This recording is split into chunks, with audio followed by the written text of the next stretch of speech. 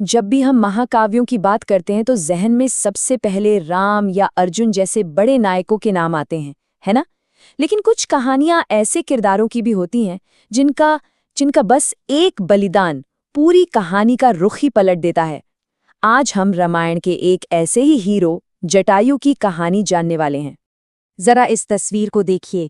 आसमान में एक भयानक युद्ध छिड़ा हुआ है। एक तरफ है एक बहुत शक्तिशाली राक्षस राजा और दूसरी तरफ है एक अकेला नायक जिसने अपना सब कुछ दांव पर लगा दिया है। ये जो हवा में पंख बिखरे दिख रहे हैं ना, ये सिर्फ पंख नहीं है, ये तो साहस और बलिदान की एक पूरी कहानी कह रहे हैं।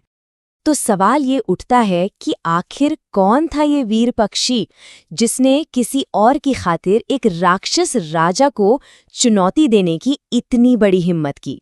चलिए पता करते हैं। तो ये वीर थे जटायु। जी हाँ, रामायण के वही प्रसिद्ध गरुड़ जैसे पात्र।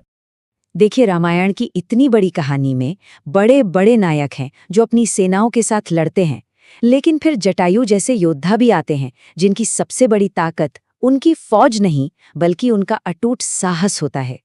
तो अब आते हैं कहानी के उस सबसे जरूरी पल पर, वो वीरता का क्षण जिसने जटायु को हमेशा हमेशा के लिए अमर कर दिया। तो हुआ ये कि संकट की घड़ी तब आई जब राक्षस राजा रावण ने सीता का हरण कर लिया।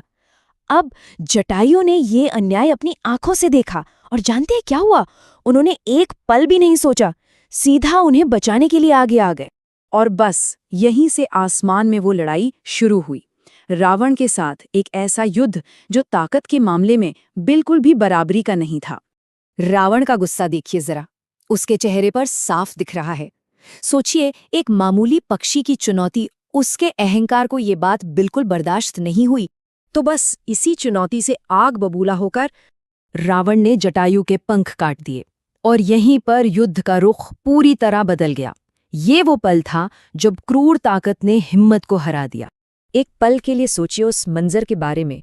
वो वीर नायक आसमान से नीचे गिर रहा है, उसका एक पंख कट चुका है, अलग हो चुका है। वीरता का कितना दुखद अंत था ये। और इसी के साथ वो वीर नायक घायल, हारा हुआ जमीन पर आ गिरा। लेकिन कहानी यहां खत्म नहीं हुई, बिल्कुल नहीं, क्योंकि जटायु का बलिदान बेकार नहीं जाना था। उनका आखिरी कर्तव्य तो अभी बाकी था। अब दूसरी तरफ राम और लक्ष्मण बेचैनी से सीता को खोज रहे थे और तभी उन्हें जमीन पर घायल पड़े ये नायक दिखे, अपनी आखिरी सांसें लेते हुए। और अपनी आखिरी सांसों में भी जटायु ने ही राम और लक्ष्मण को सीता के अपहरण की पूरी जानकारी दी। और सच कहूं तो यही वो जानकारी थी जो कहानी का सबसे बड़ा टर्निंग पॉइंट बनी। तो इसका मतलब क्या हुआ? मतलब ये कि उनका आखिरी काम हार का नहीं था, बल्कि एक मकसद का था। उनके इस बलिदान ने ही सीता को खोजने का रास्ता दिखाया, राम के मिशन को एक सही दिशा दी।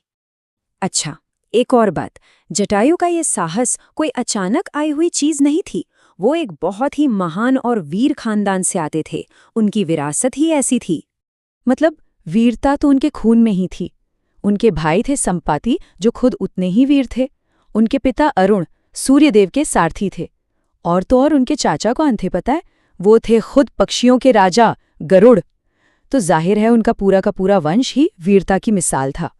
तो आखिर में हम कह सकते हैं कि जटायु की कहानी एक ऐसे बलिदान की कहानी है जिसने पूरे महाकाव्य का रुख ही बदल कर रख दिया।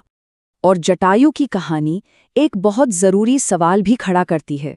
सवाल ये कि एक हीरो की जीत का असली पैमाना क्या होता है? क्या सिर्फ लड़ाई जीत लेना ही जीत है, या फिर अपने कर्तव्य के लिए अपना सब कुछ दांव पर लगा देना ही असली जीत है? इस पर सोचने की जरूरत है।